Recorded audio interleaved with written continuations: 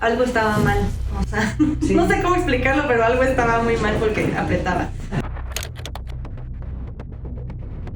Dolor constante en toda esta parte en ambos lados de la cara, sube hasta la cabeza.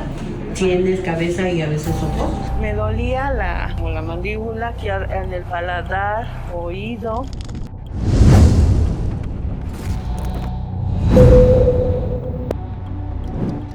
Me revisaron un médico internista y me dijo que tenía yo que buscar la causa.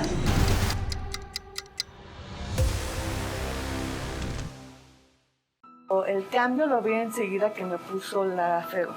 Después de la férula no tuve ni el vértigo y ya esos dolores de cabeza que tenía y me regresaron. El dolor de aquí, porque bien decía, ¿no? Como que se empieza a relajar. Yo soy la más contenta. Muchas felicidades, ¿eh? Era por aquí. Qué emocionante. Padre. Bueno, pues muchas felicidades. Muchas gracias.